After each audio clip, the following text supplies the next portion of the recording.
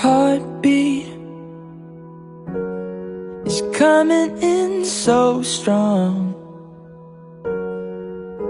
Oh, if you The moment nga gihatag ka ni Lord sa ako, you brought light, purpose, different meaning every moment of my life. Tungod nimo, love, I've come to understand what it truly means to live. Thank you, God, kay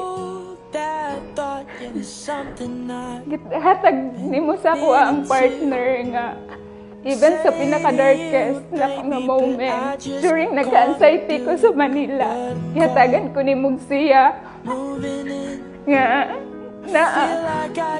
isag wala akong parents. I am forever grateful to you for bringing me even closer to God. And gihatag nimo ang lalaki nga para sa ako ang sama pod mo atiman sa akong papa.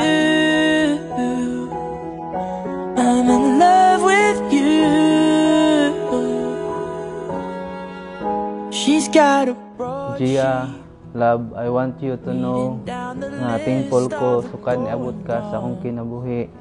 Dili na tungod kay mas na matured ko, patungod kay mas nabag-o ko sa tanang aspeto sa kinabuhi. Today, I stand here before you, filled with gratitude not just for this moment, but for the journey that brought us here. You indeed loved me and showed me what it truly means to be cherished, showing me that love, even in a short time, can transform a lifetime. I'm in love with you. I'm in love with you. I'm in love with you.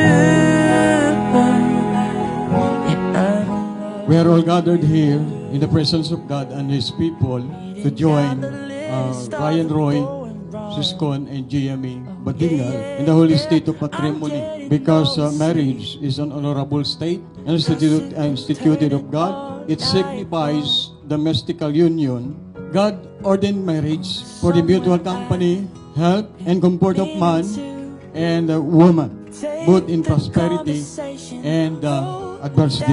Into this holy state, Ryan, Roy, Siskon, and JME Soronio come now to be joined. Hiusahon nato sila karon. I'm in love with you. I'm in love with you. I'm in love with you. I'm in love with you.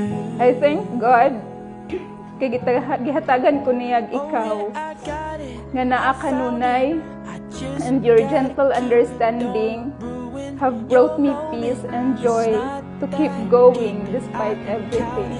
Love, today in front of our loved ones, I vow to honor you and promise to walk beside you. I want you to know that I love you and I always will, with all my heart and with His guidance in every step of the way. I love you. Yeah, I'm in love with you.